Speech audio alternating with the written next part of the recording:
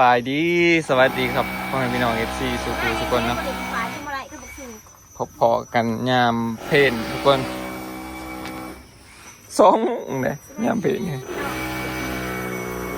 วันนี้สาวตีเพิ่นออกมาเด่นทุกคนออกมาตามกระปุ่นทางอันก็ออกมาเนาะพอดีมือในร้ายคนนี้ออกมาคึกคืนขนาดพอดีว่ามือนี้สร้างมาเด้อทุกคนสร้างเพิ่นมาเฮ็ดเบียกเนี่ยเนาะมื้อนี้หลังจากเพิ่นพักไป2 มื้อมื้อนี้เพิ่นก็มาเดิมเฮ็ดงานต่องานเพิ่นเดี๋ยวสิถ่ายบรรยากาศให้เบิ่งว่าเพิ่นเฮ็ดฮอดไสเนาะมื้อนี้เพิ่นทั้งสร้างไฟแล้วก็สร้างเพดานมาเนาะกินสาติเพิ่นว่าสิมากินเสฉวนมามื้อแลง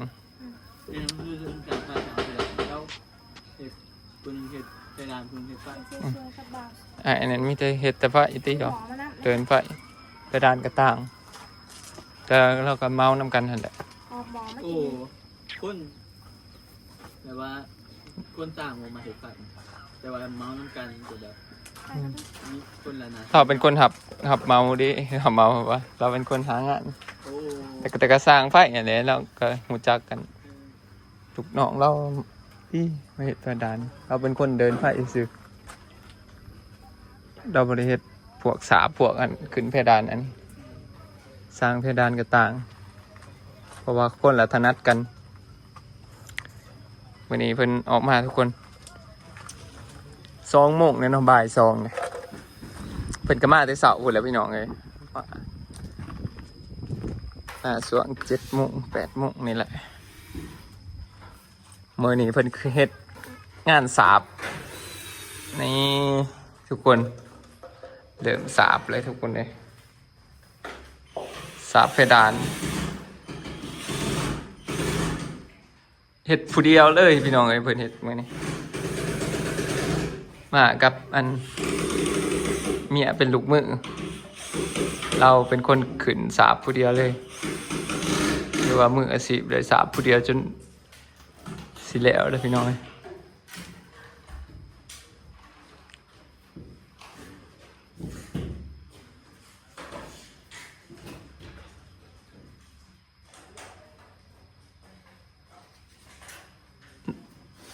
พวกหัวหนวดยูเพื่อนนั่นก็เคยเห็ดแบบนี้พี่น้อง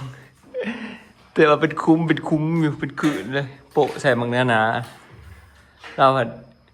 เห็ดบางๆเนาะแต่ยังสิขืนอีกรอบ2เลยเนาะรอบ2กับบางๆอีกคือกันเป็นแฟนเดียวกันเลยครับเนาะคือว่าสร้างเพิ่นสำนานมืออาชีพได้นี่เห็ดบางๆขึ้นอีกรอบ2มื้อนี้น่าจะแล้วสาบบ่มื้อนี้เงินค่าสิแล้วเว้ยเลยแม่นบ่เดี๋ยวไม่ของเดี๋ยวเงินที่เงินเดี๋ยวเว้ยทั้งหมดกันที่จะเดี๋ยวกันตัวสิว่า4 คนเอามื้ออื่นนี่มา4มื้อนี้เพิ่นมาผู้เดียวเนาะ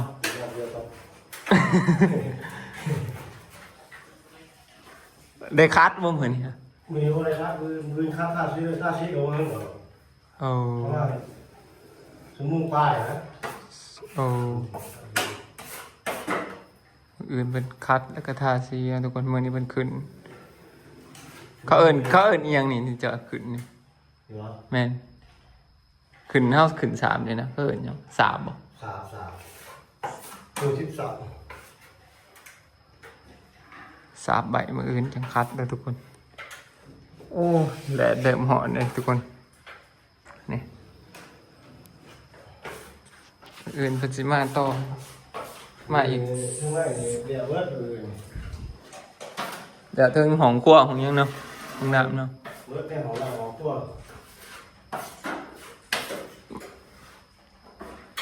มาแต่เช้าเลยแหละมันจังสิได้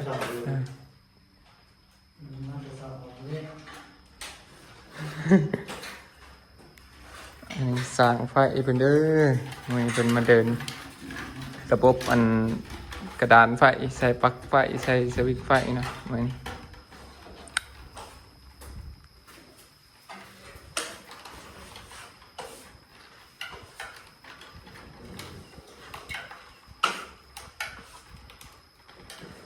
อันนั้นไฟตะเกียงเขาไต่อยู่ตัวนี้บ่หรือตัวไหน ข้างหลังตายอยู่พี่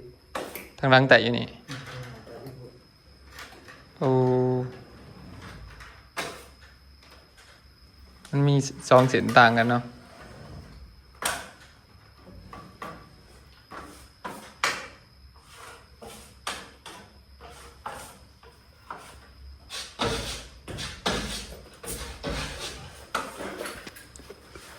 ทางนี้เพิ่งก็ขึ้นแล้วนะทุกคนขึ้นแล้วรอบแรกว่าหรือว่ารอบ2แหละมัน รอบแรกรอบแรก รอบแรก รอบสองรอบข้างเนี่ย เป็นยังจะขึ้นอีกรอบหนึ่งปุ๊บเรียบร้อยบรรยากาศทุกคนเริ่มงามขึ้นมาเนาะโปะอันนี้ใส่ซื่อๆเรือฟ้าเป็นลายอย่างสิวะ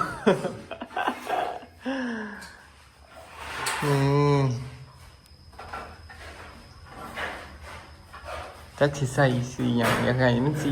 ขาวๆสว่างเนี่ยคือแนวนี้คืองามอยู่เลยหอมขวนี่เนาะให้มันสว่างแต่สีขาวมันนั้นถามในเดียวสีบ่พอตัวไหนทางนี้สิเป็นห้องน้ำเนาะเดี๋ยวให้เบิ่งห้องน้ำนี้เอาสิติดพัดลมดูดอากาศอยู่เทิงเพดานดูถูกมันต้องได้ใส่เนาะเพราะว่าห้องรู้สึกว่าอัพแห้งอยู่ดีเขามาแอมแล้วแบบกินความสื่นความยังเป็นน้ำหอมวัฒนธรรมปูกระโดอย่างเงี้ยมันค่อยข้างจะอัพเนาะใส่ดูดอากาศน้ำมันคือสิโอเคนะทุกคน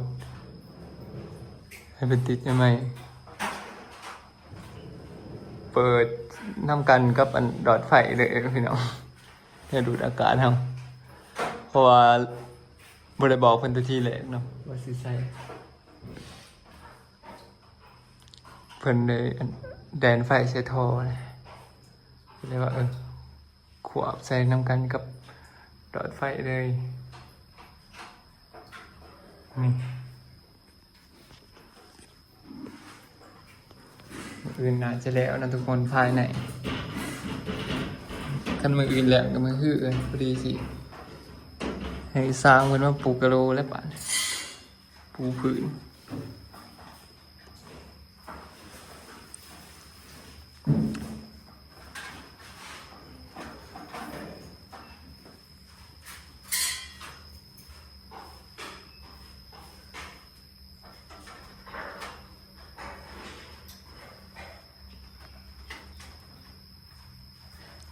สร้างไฟมันก็เห็ดแต่ระบบไฟเลยพี่น้องบริษัทเพดานน่าจะเนาะสาวคือกันวะสาวคือกัน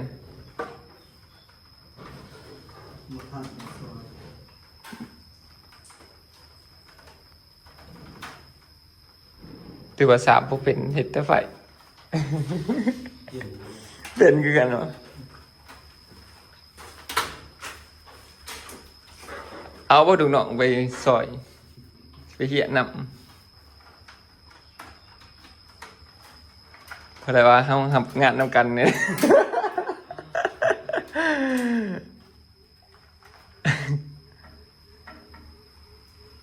อยู่ต่างแข้งเกือบจะกระไปวะหรือว่าเฉพาะแถวในเมือง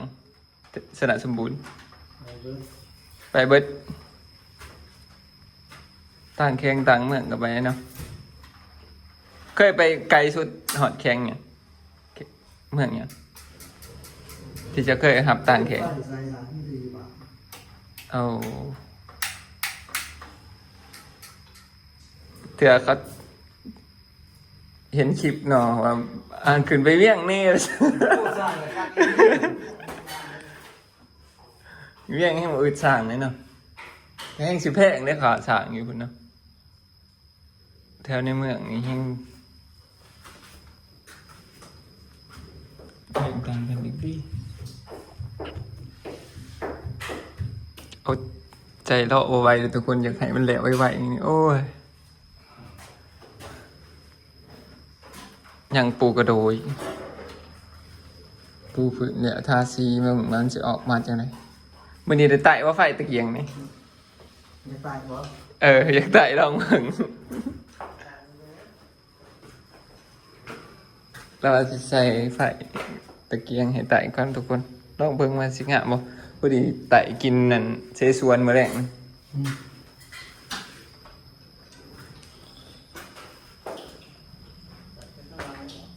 โอ้ยทั้งหนาดิ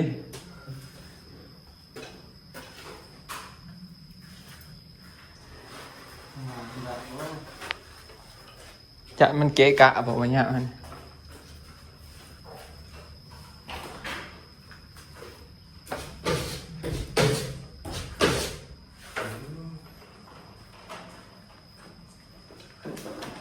อันนี้เขาสีบใส่อันบัวเลยทุกคน เขาเอิญยังวะขอบขางนี่ เชิญชิงขาวอันนี้ของผู้ดีก็โทษนะใส่เมมโม บ่ใส่ไม่เหมาะเลยทุกคน เพราะว่าบ่น้อยบ่ค่อยมัก อยู่เฮือนก็ใส่คือกันเนาะอยู่ห้องบ่น้อยอยู่รู้สึกว่ามันบ่มักปานใดอยากเฮ็ดให้มันเรียบๆจังซี่แหละเรียบไปกับผนังเลยเป็นเนื้อเดียวกันเลยนะ ใส่เหมาะทุกคนซักผิวเลย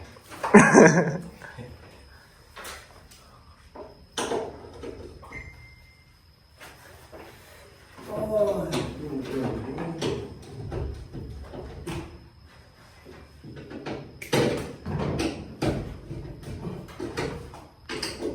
พาเบิ่งเด้อทุกคน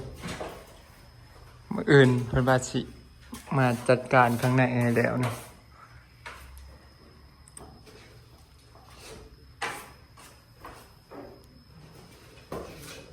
สร้างเพิ่นก็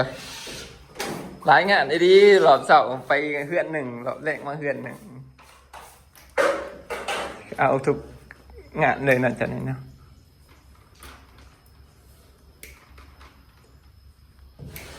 งานหลายเลยช่วงนี้ว่าเขาเห็ดเถื่อนเนาะ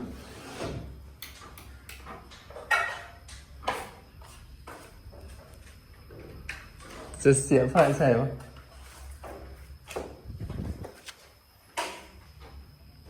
มันระบาดเลยมิดอิม10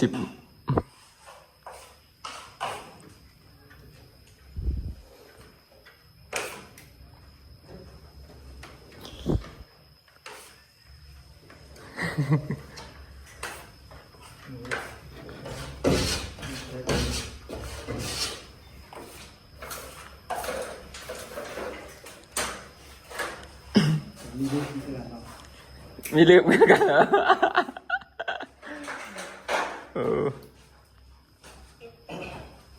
แล้วใส่รอบสองเลย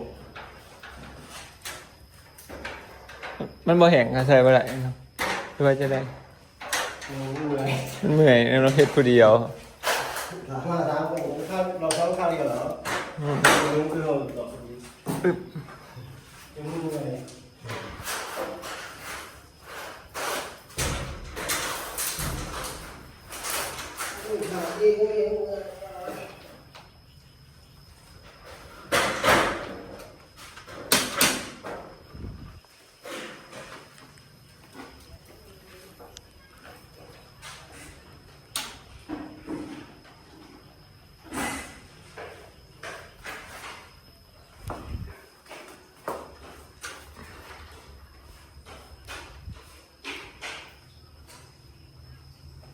หุ่มแล้วทุกคน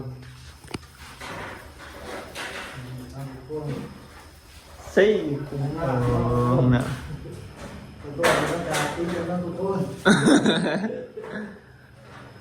โอ้มันดูดอากาศได้แล้วนี่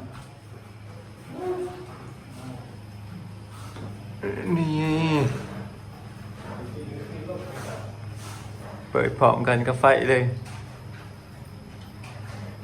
ออกมาก็ปิด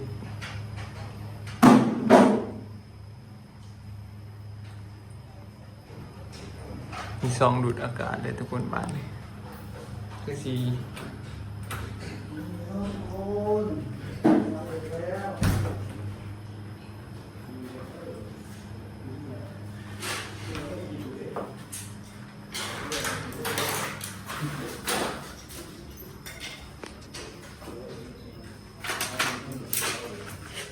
ได้เรียนทางนะครับ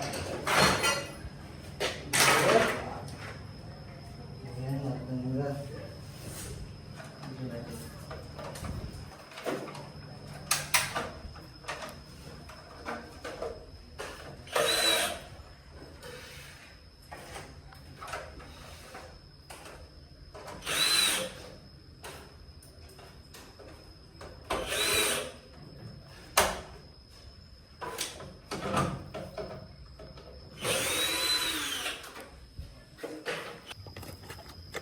ไม่เบิ่งไฟตะเกียงครับทุกคน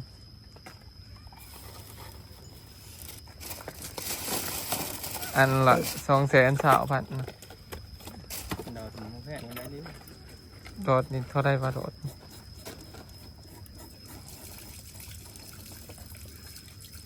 แพงเราแพงธรรมดา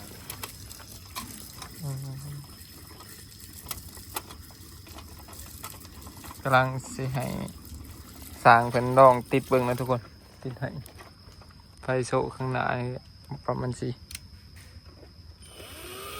งามบ่ติดกินนั่นสีสวนมะแรงนี่ได้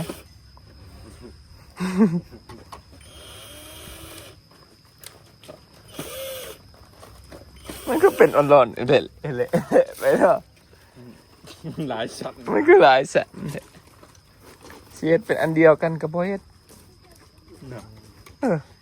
ติดกันกับ เห็นมันติดก็แหย่กันจังได้เนี่ยนี่เนาะ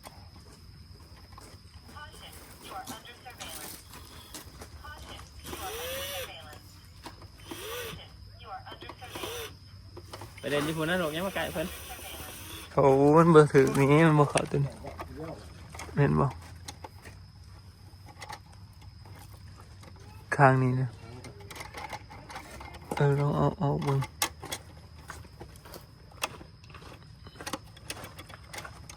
ลงแล้วแล้วนี่ลงไปแล้วหันมันต้องหันเบิ่งก่อนตัวนี้ค่อยบ่ลงเนาะ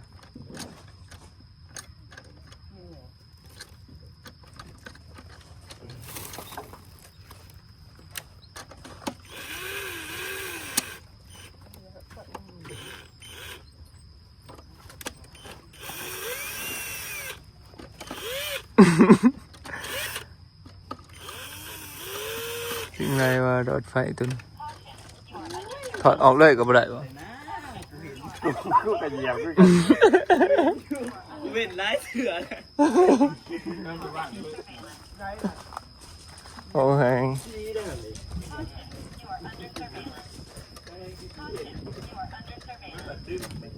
มาทุกคนเอาเลยนึกไอ้เหี้ยมันเดี๋ยววันนี้ให้สร้างเป็นติดไฟอันตะเกียงนะทุกคนติดใส่ข้างนี้4 มุมนะทีนี้เป็นทางเข้าประตูฮะกับบอลด่างถวยนะทุกคนมาหัวาสิหุงแห้งหุงคอยสำไหนท่าเบิ่ง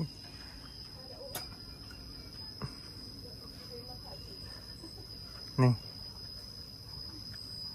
แต่กะสิงามสำไหนท่าเบิ่งทุกคนสิลองถ่ายเบิ่งตอนแรกอีกนะมื้อนี้ให้เป็นติดตั้งให้มี4 หลอดเขาซื้อมาหลอดละ220,000 กีบเนาะซื้อหลอดไฟใช้ต่างอีกทุกคนรวมๆแล้วประมาณ300,000บ่จัก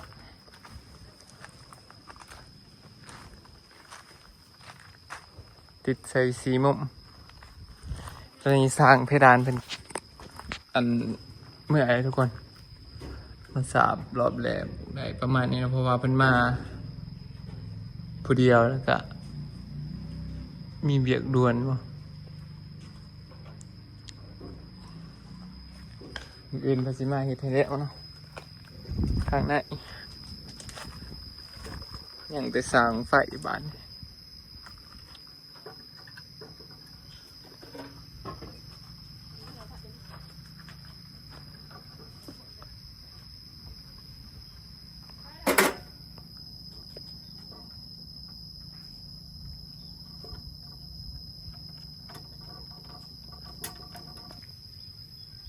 ติดตั้งแล้วแหละทุกคน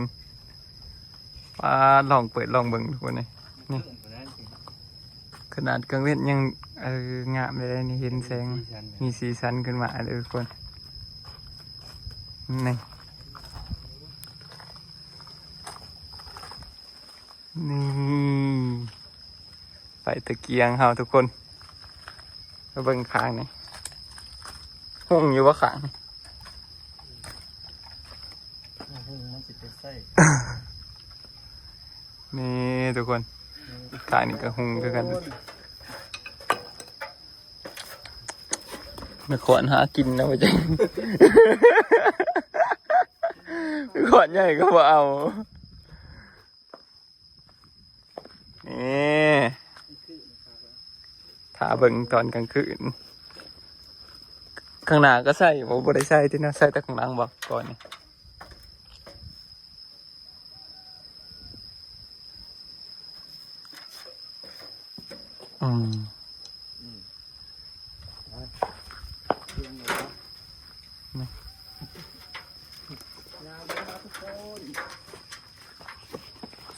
เต็มงามเลยทุกคนเลยงามเลยงามเลยเปิดใบวัดมือแล้วนี่ว่าไฟประทันเสียขาไฟ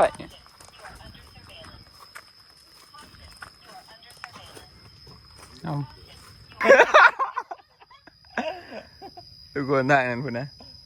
ฮันนีมูนกันว่าเฮ้ย ฮันนีมูนกันวะสองสาวสองบ่าวไปปันผู้บ่าวผู้สาวเฮ้ยมานั่งกินลมส้มวิวบรรยากาศนะพูดนะทางนั้นส้มเขาเขียวซาติก็บ่าวอันทุกคนเลยพูดนะนั่งฮันนีมูนกันสองคนพูดนะอากาศดีเห็นปะ ปะโถวันนี้ออกมาส้มบรรยากาศเนาะสองว่าบอกกันอยู่อ้อมสองคน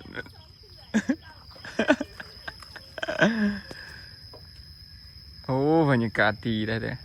ไก่แล้วฝนสิตกว่าจังมั้ยเริ่มมาเลยก่อนเมฆ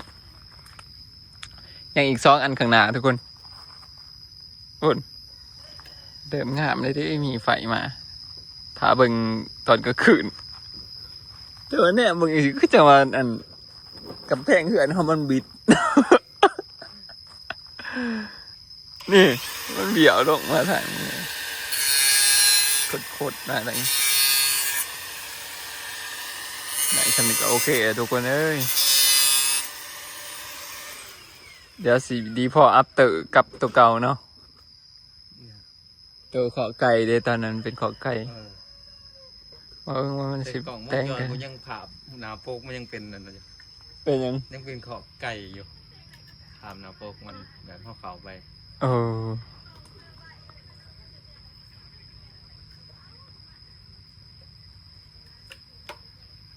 ถ้ามันใส่อีกทุกคน เป็นขอบไก่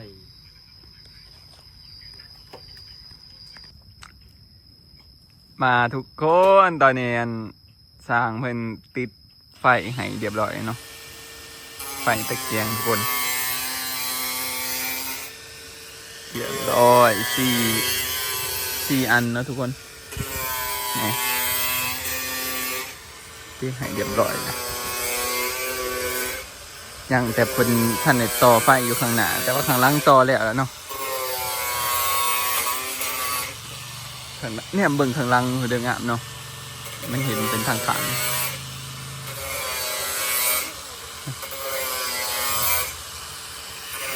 เดี๋ยวถาเบิ่งได้ทุกคนว่าท่านเปิดได้แล้วมันสีงามจำได้เดี๋ยวมื้อนี้เอาไว้ซ้ำนี้ด้วยทุกคนเพาะกันไหมตอนแรงๆเพิ่นละเดี๋ยวถ่ายให้เบิ่งอีกพอกันใหม่คลิปหน้าเด้อพี่น้องบ๊ายบาย